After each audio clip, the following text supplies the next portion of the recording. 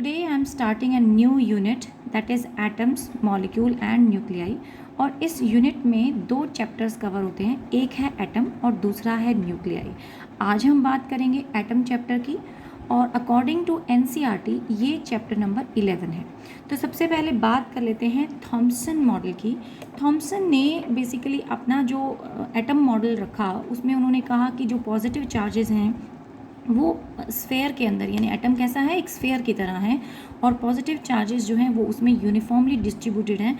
और उन्होंने एटम का डायामीटर का साइज़ भी मेंशन किया, दैट इज़ 10⁻⁻10 जो उन्होंने डायामीटर का साइज़ बताया। लेकिन ये कहा कि जो इलेक्ट्रॉन्स हैं, जो नेगेटिव चार्ज पार्टिकल्स हैं, वो ऐसे उसमें प्लेस्ड हैं जैसे कि सीड्स रखे होते हैं वाटरमेलन के अंदर। तो द इलेक्ट्रॉन यानी negative charges are embedded as the seeds in the watermelon, इसकी तरह वो प्लेस्ड हैं। साथ में ये वो एक्सप्लेन ज़रूर कर पाए कि इलेक्ट्रॉन्स का नंबर और पॉजिटिव चार्जेस का नंबर जो है वो एग्जैक्टली इक्वल है, यानी कि atom as a whole neutral है। एंड दिस मॉडल, जो मॉडल उन्होंने रखा वो मॉडल बहुत प्रोसेसेस का केमिकल रिएक्शन और रेडियो एक्टिव डिसइंटीग्रेशन को एक्सप्लेन कर पा रहा था, but he failed to explain many points in the hydrogen atom, like he could not explain the spectral series of hydrogen atom, but it had many limitations। जो Thompson model था उनकी main limitations थी, it could not explain the spectral series of hydrogen atom. Hydrogen से हमें different spectral series मिलती हैं जो कि थॉमसन मॉडल से एक्सप्लेन हम नहीं कर पाए थे। Then he could not explain the large angle scattering of the particle, कि पार्टिकल्स जो थे, रदरफोर्ड ने इसके बाद एक एक्सपेरिमेंट परफॉर्म किया था और उस एक्सपेरिमेंट में उन्होंने एक्सप्लेन किया कि लार्ज एंगल स्कैटरिंग जो है अल्फा पार्टिकल की क्यों हो रही है। लेकिन थॉमसन मॉडल से वही लार्ज एंगल स्कैटरिंग एक्सप्लेन नहीं की जा सकी थी, इसलिए भी उनका एक लिमिटेशन रहा। एंड थर्ड लिमिटेशन था, ही could not comment on the stability of the atom, कि कोई एटम स्टेबल क्यों होता है, कोई एटम अनस्टेबल क्यों होता है, तो इसके बारे में कोई भी एक्सप्लेनेशन थॉमसन मॉडल से नहीं दिया जा सका। देन केम रदरफोर्ड थ्योरी, और रदरफोर्ड ने एक्चुअली एक एक्सपेरिमेंट परफॉर्म किया। That experiment was named as Rutherford alpha ray scattering experiment, and he perform this experiment with his associates Geiger and Marsden in 1911. Let me underline it with other color, Geiger and Marsden in 1911. And the arrangement is, let me explain you with the help of this diagram। तो हम सारा explanation इस diagram से समझ लेते हैं। ये diagram जो था रदरफोर्ड अल्फा रे स्कैटरिंग से रिलेटेड है। एक एक करके हर एक टर्म मैं आपको एक्सप्लेन करती हूँ। तो he considered a complete vacuum chamber, ये पूरा मैं कंसिडर कर लेती हूँ कि एक वैक्यूम चैम्बर था। So let us close it from this side also, रफली I just have close this. और क्या कंसिडर किया था, एक चैम्बर उन्होंने लिया जिसके अंदर कोई भी गैस फील्ड नहीं थी, that was vacuum inside the chamber. और वहाँ पर उन्होंने रखा एक रेडियो एक्टिव सब्सटेंस, और उस रेडियो एक्टिव सब्सटेंस का नाम मैं यहाँ लिखती हूँ, Bi21483। This is a radioactive substance named as bismuth। ये उसका फार्मूला है, केमिकल फार्मूला यू में से। एंड सोर्स जो था यहाँ से, यानी कि इस रेडियो एक्टिव सब्सटेंस से जो रेडियो एक्टिव रेडिएशंस इमिट हुई उसमें मेनली इमिट हुआ अल्फ़ा पार्टिकल। लेकिन जो अल्फ़ा पार्टिकल इमिट हो रहे थे वो सभी पॉसिबल डायरेक्शंस में जा रहे थे, उनको उन्होंने रिस्ट्रिक्ट करना था टू वन पर्टिकुलर डायरेक्शन। सो उसे कॉलिमेट किया गया यूजिंग दीज लेड ब्रिक्स। तो लेड ब्रिक्स लगा दिए गए और बीच में थोड़ी सी स्मॉल ओपनिंग छोड़ी गई। तो क्या हुआ, जो अल्फ़ा पार्टिकल इधर उधर अलग डायरेक्शंस में स्कैटर हो रहे थे वो स्कैटर होना वो तो ब्लॉक कर लिए लेड ब्रिक्स ने, और जो एक सेंट्रल पॉइंट आपको छोड़ा था वहाँ से ही अल्फ़ा पार्टिकल्स को अलाउ किया गया पास थ्रू करने के लिए। यानी वैसे तो अल्फ़ा पार्टिकल ब्लॉक नहीं हो सकते थे, लेकिन लेड ब्रिक्स हमने यहाँ पर लगाई टू कैलिमेट दैम, तो उनको एक पर्टिकुलर पाथ को कन्फाइंड करने के लिए, यानी कि उसको बीम की फॉर्म में कन्वर्ट करने के लिए। अब ये जो बीम बन गया अल्फ़ा पार्टिकल्स का, ये इंसिडेंट हुआ गोल्ड फॉयल पे। ये जो गोल्ड फॉयल थी इसकी भी एक पर्टिकुलर थिकनेस थी, वो थी 2.1 × 10⁻⁷ मीटर। सो इस थिकनेस का हमने गोल्ड फॉइल रखा और उस गोल्ड फॉइल के ऊपर इन अल्फ़ा पार्टिकल की बीम को इंसिडेंट कराया और ऑब्ज़र्व किया कि कहाँ कहाँ पर ये अल्फ़ा पार्टिकल्स रिफ्लेक्ट होते हैं या सीधे निकल जाते हैं, लार्ज एंगल स्कैटरिंग लेते हैं या क्या एंगल की वेरिएशन आती है, तो वो ऑब्ज़र्व की गई। And for the observation we were using the detector, या आप कह सकते हैं माइक्रोस्कोप यूज़ कर रहे थे हम यहाँ पर। तो एक डिटेक्टर से हम डिटेक्ट करते रहे कि कितने एंगल पर, ये this is the angle of scattering, कितने एंगल पर जो है बेंडिंग हो रही है, अल्फ़ा पार्टिकल्स की स्कैटर हो रहे हैं या रिफ्लेक्ट हो रहे हैं। तो 1 out of 8000 was reflected back. Large angle scattering बहुत कम हुई, बहुत सारे पार्टिकल्स जो थे वो स्ट्रेट निकल गए, उनमें कोई डेविएशन नहीं आया अपने नॉर्मल पाथ से, कोई स्कैटरिंग नहीं हुई उनकी। और कुछ पार्टिकल्स काफ़ी कम एंगल से बेंड हो गए, काफ़ी ज़्यादा एंगल से बेंड हुए, लेकिन बहुत ही फ्यू थे, वेरी रेयर, जो रिफ्लेक्ट बैक हुए, यानी जिन्होंने अपना पाथ रीट्रेस किया। So the conclusion points were, observation क्या थी, most of the alpha particle pass through undeflected, बहुत सारे पार्टिकल स्ट्रेट निकल गए, some deflected through large angle and rarely an alpha particle retraces its path, बहुत rarely किसी alpha particle ने अपना पाथ रिट्रेस किया। And when we plotted a graph between the number of alpha particles and the angle of scattering, तो एक तरफ हमने number of alpha particles लिख लिए हैं और एक तरफ हमने एंगल ऑफ स्कैटरिंग ले लिया, और जब हमने इनके ग्राफ को देखा तो हमें पता चला कि जो लार्ज एंगल यानी 180 डिग्री एंगल से स्कैटर करने वाले अल्फ़ा पार्टिकल्स बहुत कम थे, उनका नंबर जो था वो बहुत ही लेस था, और लार्ज एंगल मतलब स्मॉल एंगल की स्कैटरिंग देने वाले पार्टिकल्स काफ़ी ज़्यादा, यानी कि 10 डिग्री 20 डिग्री 40 डिग्री के नंबर आप देख सकते हो कि ज़्यादा थे। लेकिन जैसे जैसे एंगल ऑफ स्कैटरिंग बढ़ता चला गया, थीटा इंक्रीज़ होता गया, वैसे वैसे नंबर ऑफ स्कैटर्ड पार्टिकल्स जो थे वो रिड्यूस हो गए, यानी जो पार्टिकल्स दूर थे। इसका अगर हम एक मॉडल देखें तो एक्चुअली जो बुक्स में ये मॉडल मिलेगा, and then he gave a conclusion for that part also. उन्होंने कहा कि एटम अगर ऐसा है, on the basis of the whatever the observations from the experiment, on the basis of that he concluded that atom का जो central part है उस पर ही सारा मेजॉरिटी ऑफ मास एक्यूमुलेटेड है, यानी यहीं पर सेंटर में मास है, बाकी का बहुत सारा स्पेस जो है वो खाली है। इसलिए क्या हुआ कि जो पार्टिकल बिल्कुल किनारे पर था उसके अंदर ना के बराबर बहुत रेयर स्कैटरिंग आई, जो पार्टिकल उससे थोड़ा पास गुजरा उसके अंदर स्कैटरिंग थोड़ी ज़्यादा आ गई, एंड जो पार्टिकल और भी ज़्यादा पास से गुजरा मे भी उसके अंदर स्कैटरिंग और स्कैटरिंग एंगल वो बढ़ गया। And then there would be some और very few who were incident on the center, और उन्होंने क्या किया, अपने ही पाथ को रीट्रेस कर लिया। तो एक्चुअली एटम के अंदर ये हुआ, and this was the conclusion of Rutherford model. एक बार हम इसे पॉइंट्स में भी देख लें। So he said that most of the space in the atom was empty, ज़्यादातर स्पेस खाली था, जैसे हमने फिगर में भी कहा ज़्यादातर स्पेस खाली था, और entire positive charge was confined to the small area, और इस एरिया को उन्होंने नाम भी दे दिया, that was a nucleus, they called it Rutherford called it a nucleus. तो सेंटर में न्यूक्लियस प्लेस्ड है जो कि पॉजिटिवली चार्ज है, और अल्फा पार्टिकल क्या करते हैं, get retarded due to the Coulomb force of repulsion, come to the rest and then retraces the path. तो ये कह रहे हैं कि यहाँ पर अल्फ़ा पार्टिकल जो जा रहे थे स्ट्रेट, वो बिल्कुल इससे टकराएंगे नहीं, बल्कि क्या होगा कि they will stop somewhere near by the nucleus, क्योंकि अल्फ़ा पार्टिकल खुद एक पॉजिटिव चार्ज होता है और न्यूक्लियस भी पॉजिटिव चार्ज होता है। तो वो पॉजिटिव चार्ज इस आने वाले पॉजिटिव चार्ज को, यानी कि इनकमिंग अल्फ़ा पार्टिकल के चार्ज को रिपेल करेगा, और इसकी वजह से अल्फ़ा पार्टिकल अपनी काइनेटिक एनर्जी को पोटेंशियल एनर्जी में कन्वर्ट करेगा पहले तो, एंड देन वो फिर वापस उसी क्योंकि उसके ऊपर कंटिन्यूसली ये न्यूक्लियस जो है रिपल्सिव फोर्स लगा रहा है, तो पहले तो वो रिपल्सिव फोर्स इसलिए थी कि वो उसे स्टॉप कर दे उसके मोशन को, एंड देन उसको रिपल्सिव फोर्स क्योंकि कंटिन्यूसली लगती रहेगी तो particle will start retracing the path. तो ये नेक्स्ट पॉइंट था। The number of electron surrounding the nucleus have total charge equal to the charge of the nucleus. अब ये ऑब्जर्वेशन क्लियर था कि एटम को अगर हम बाहर से ऑब्जर्व करते हैं तो उसके पास कोई एक्स्ट्रा चार्ज हमें नज़र नहीं आता, तो इसका मतलब जो नंबर ऑफ इलेक्ट्रॉन्स थे जिन्होंने न्यूक्लियस को सराउंड किया हुआ था वो equal to the charge of the nucleus थे। तो चार्ज न्यूक्लियस पे कौन सा था, पॉजिटिव चार्ज। तो अगर न्यूक्लियस पे पॉजिटिव चार्ज है तो जितना भी न्यूक्लियस पे पॉजिटिव चार्ज होगा उतने ही चार्ज जो है इलेक्ट्रॉन्स का होगा इन द सराउंडिंग मीडियम। तो सराउंडिंग न्यूक्लियस को सराउंड करने वाले इलेक्ट्रॉन्स भी उतना ही चार्ज रखेंगे, तो atom as a whole will be neutral. तो यहाँ हमें कंक्लूजन पॉइंट्स जो मिले कि बहुत सा स्पेस एम्प्टी है, एंटायर पॉजिटिव चार्ज सेंटर पे एक्यूमुलेटेड है जिसको न्यूक्लियस कह दिया गया, और अल्फा पार्टिकल जो है वो रिपल्शन फेस कर रहे हैं because of electrostatic force. And क्यों रिपल्शन फेस कर रहे हैं, और यही रिपल्शन रिस्पॉन्सिबल, ये रिपल्शन ही हमें बता रही थी बेसिकली कि जो सारा पॉजिटिव चार्ज है वो सेंटर पे एक्यूमुलेटेड है। अगर ये रिपल्शन नहीं होता तो फिर तो हम कह सकते थे कि यहाँ पर नेगेटिव चार्ज भी हो सकता है। तो this repulsion was actually confirming कि यहाँ पर न्यूक्लियस का जो चार्ज है, न्यूक्लियस में जो चार्ज है वो कैसा है, पॉजिटिव चार्ज है।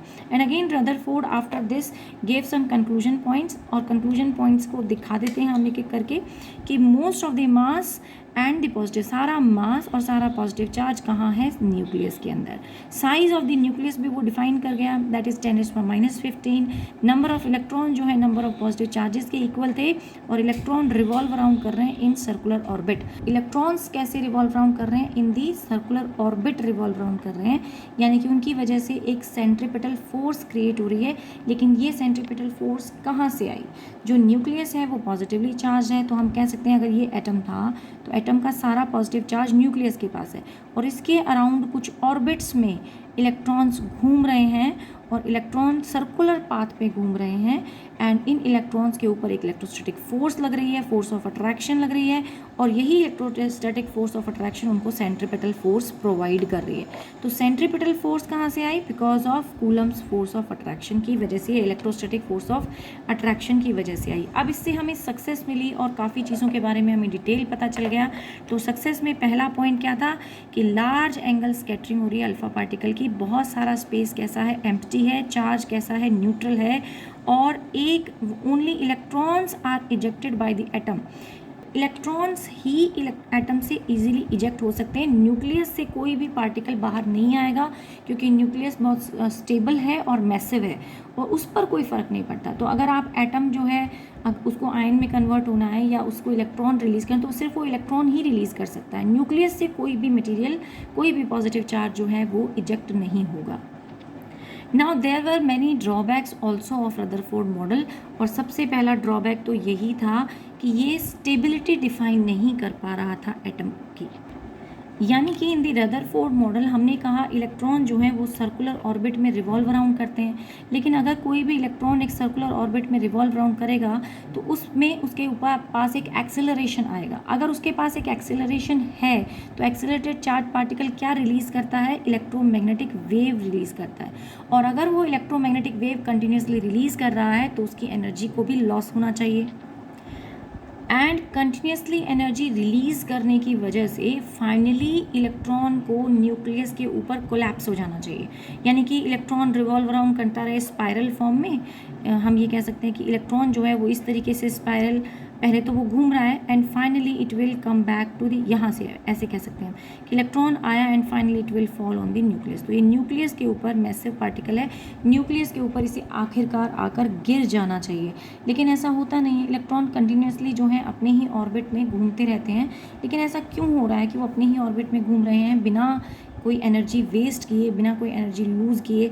तो ये स्टेबिलिटी पर कमेंट जो था वो रदरफोर्ड मॉडल नहीं दे पाए, it could not explain the stability of the atom, plus it could not explain the hydrogen spectral series। ये हमें हाइड्रोजन स्पेक्ट्रल सीरीज़ के बारे में भी नहीं बता पाया, ऐसे कि जैसे हमने यहाँ कहा कि इलेक्ट्रॉन्स जो हैं वो सेलेक्टिव ऑर्बिट्स में क्यों रिवॉल्व अराउंड कर रहे हैं, उनको तो किसी भी पॉसिबल ऑर्बिट में, उनको किसी भी रेडियाई पे उनको ऑर्बिट कर देना चाहिए, और अगर वो किसी भी रेडियाई पे जाके या किसी भी प्लेस पे जाके वो ऑर्बिटिंग कर सकते हैं तो फिर जो स्पेक्ट्रल सीरीज़ आनी चाहिए थी वो कंटिन्यूस आनी चाहिए थी, लेकिन ऐसा हुआ नहीं। हाइड्रोजन के अंदर हमें डिस्क्रीट लाइन्स मिल रही थी, अलग अलग लाइन मिल रही थी, कंटिन्यूस नहीं मिल रही थी, डिस्क्रीट हमें मिल रहा था, शेप जो था, जो स्पेक्ट्रम था वो हमें डिस्क्रीट स्पेक्ट्रम मिल रहा था। तो ऐसा क्यों हुआ कि हमें कुछ पर्टिकुलर स्पेक्ट्रल सीरीज़ मिली लेकिन बाकी लाइंस जो थी वो बीच में मिसिंग थी या वो कंटिन्यूस नहीं थी? तो इस पर भी ये कोई कमेंट नहीं दे पाया। So now let us talk about the distance of the closest approach, और अगर हम स्टेटमेंट की बात करें तो ये वो मिनिमम डिस्टेंस है which an alpha particle can travel towards the nucleus before coming to the rest. यानी हमने अभी कहा था, इसका मैं डायग्राम बना देती हूँ कि अगर ये आपका एटम है, सेंटर में न्यूक्लियस था, तो एक अल्फा पार्टिकल जो अप्रोच कर रहा है टुवर्ड्स द न्यूक्लियस की तरफ, इसको न्यूक्लियस बोल देते हैं, न्यूक्लियस की तरफ अप्रोच कर रहा है, तो एक पर्टिकुलर पॉइंट पे जाके वो रुक जाएगा, इससे ज़्यादा वो क्लोज नहीं जा सकता। अब ये पॉइंट होना चाहिए हमारे इनसाइड द एटम, तो ये आगे मूव करता रहेगा एंड दिस लेट मी से दिस मच डिस्टेंस। तो यहाँ तक का जो डिस्टेंस था, जहाँ तक वो जा सकता है न्यूक्लियस के क्लोज, उस डिस्टेंस को हम बोलते हैं the minimum distance up to which the alpha particle can travel towards the nucleus before coming to the rest, that is called as distance of closest approach. So alpha particle भी positive charge है, nucleus भी positively charge है, दोनों के वजह से दोनों के ऊपर एक electrostatic force of repulsion act कर रही है, और ये रिपल्सिव फोर्स क्या करेगी, ये इलेक्ट्रॉन के मोशन को रोक देगी। तो इनिशियली इलेक्ट्रॉन के पास क्या था, काइनेटिक एनर्जी, तो kinetic energy of electron, sorry electron नहीं, अल्फा पार्टिकल, काइनेटिक एनर्जी, क्योंकि अल्फा पार्टिकल जा रहा था, alpha particle towards the nucleus जा रहा था, तो अल्फा पार्टिकल जो था वो किसी पर्टिकुलर काइनेटिक एनर्जी से मूव कर रहा है, और यही काइनेटिक एनर्जी किस में कन्वर्ट हो जाएगी, पोटेंशियल एनर्जी में कन्वर्ट हो जाएगी। ये पोटेंशियल एनर्जी किस वजह से आई, ये मैं लिख देती हूँ यहाँ पे, जो पोटेंशियल था एट आर नॉट डिस्टेंस पे, ड्यू टू दिस न्यूक्लियस, और न्यूक्लियस यहाँ पर जो है वो किसका है, अभी हमने नहीं मानते इसको कि हाइड्रोजन का है, let us call it as A, ये किसी भी इसका एटॉमिक नंबर Z ले लेते हैं, तो हमें पर्टिकुलरली हाइड्रोजन, अगर स्पेसिफिक हाइड्रोजन केस लेते हो तो आप Z इज इक्वल टू 1 ले सकते हो, लेकिन अभी मैं कोई भी एटम मान लेते हैं हम, और उसका न्यूक्लियस यानी एटॉमिक नंबर जो है वो हम Z ले लेंगे। तो जो पोटेंशियल इस एटम ने क्रिएट किया, इसके न्यूक्लियस ने जो क्रिएट किया, वो potential into the charge of the alpha particle, तो यहाँ चार्ज ऑफ अल्फा, तो charge of alpha particle and जो पोटेंशियल था न्यूक्लियस का, यानी हम ये कह रहे हैं कि ये जो न्यूक्लियस है इसके ऊपर पॉजिटिव चार्ज है, इसकी वजह से इसके अराउंड एक फील्ड होगी, और पोटेंशियल हम जनरली क्या बोलते हैं कि amount of work done in bringing a charge from infinity and keeping it at that place. तो जो वर्क आपने किया उसी को आप पोटेंशियल एनर्जी बोल रहे हो। तो यानी कि हम यहाँ से बाहर से एक अल्फा पार्टिकल लाए, और उस अल्फा पार्टिकल को हमने इस एटम के अंदर रखना है नियर द न्यूक्लियस, लेकिन इस एटम के अंदर न्यूक्लियस की वजह से एक फोर्स एक्ट कर रही होगी, एक फील्ड एक्ट कर रही होगी, और अगेंस्ट उस फील्ड के हम कोई काम कर रहे हैं, और उस काम को हम कैसे डिफाइन करते हैं, वर्क डन का जो रिलेशनशिप है, पोटेंशियल को रादर मैं डिफाइन कर देती हूँ, पोटेंशियल का रिलेशनशिप होता है ना वर्क डन बाय चार्ज, लेकिन अगर वर्क डन निकालना है तो पोटेंशियल इनटू चार्ज हो जाएगा।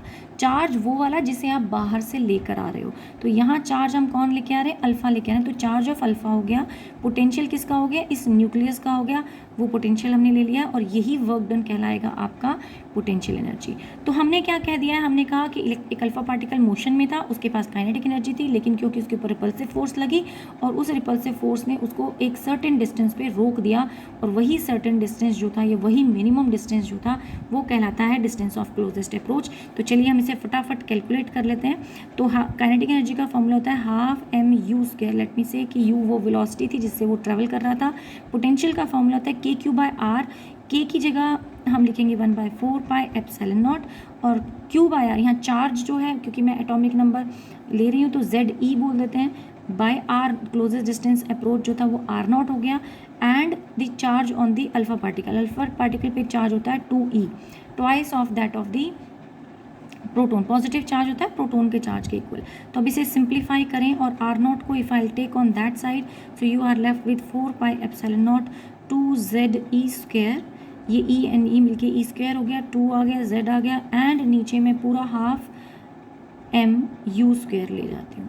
इसी को आप लिख सकते हैं 1/4πε0 2ZE² बाय काइनेटिक एनर्जी। तो मैं इसको, इस पूरे ब्रैकेट को मैंने नहीं चेंज किया है, और ना ही किसी को कैंसिल करने की कोशिश की है। This is called as distance of the closest approach. अगर आप इस रदरफोर्ड मॉडल की बात करें, तो रदरफोर्ड ने अल्फा जो गोल्ड फॉइल यूज़ किया था, उसका एटॉमिक नंबर, गोल्ड की बात करें तो 79 आ जाता है, इलेक्ट्रिक फील्ड की बात करें तो आ जाती है 5.5 MeV।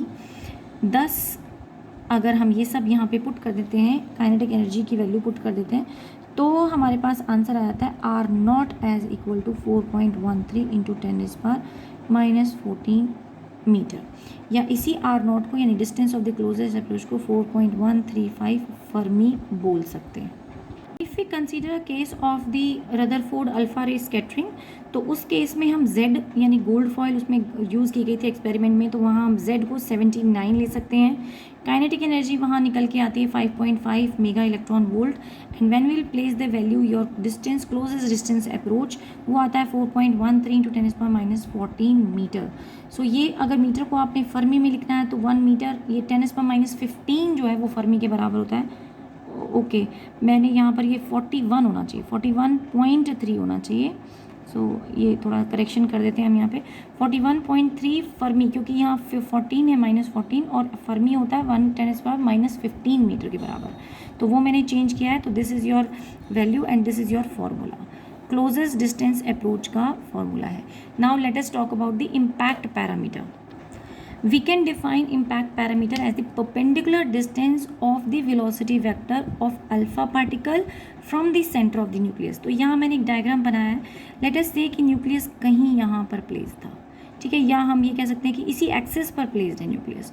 तो जो सेंट्रल पॉइंट पास कर रही है उस एक्सिस से, यानी कि न्यूक्लियस के सेंटर से जो पास कर रही है लाइन, उस लाइन से जो परपेंडिकुलर डिस्टेंस होगा किसी भी वेलोसिटी वेक्टर का, अल्फ़ा के वेलोसिटी वेक्टर का, यानी अल्फ़ा पार्टिकल के वेलोसिटी वेक्टर का, उस डिस्टेंस को हम बोलते हैं डिस्टेंस ऑफ क्लोजेस्ट अप्रोच। और फॉर्मूला वाइज इसे कहा जाता है B = ZE² cot ऑफ θ/2। यहाँ पर थीटा वही है एंगल ऑफ स्कैटरिंग, 4πε0 यानी 1/4πε0 आप वैल्यू पुट कर सकते हैं, ½ mv² is your kinetic energy.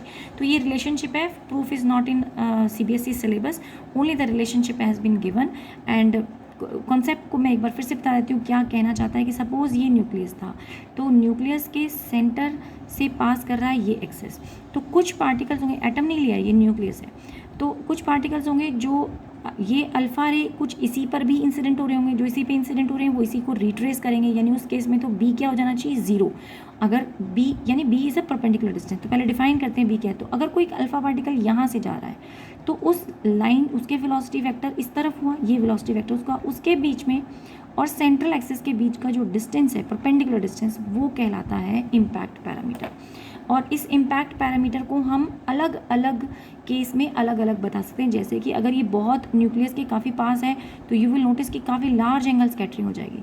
जब ये काफ़ी दूर होगा, इससे भी ज़्यादा दूर होगा, तो स्कैटरिंग थोड़ी कम होती है, और इससे भी ज़्यादा दूर चला जाएगा तो ये बिल्कुल स्ट्रेट निकल जाता है। जो इसी एक्सिस पे आएगा वहाँ ये पाथ अपना रिट्रेस करेगा।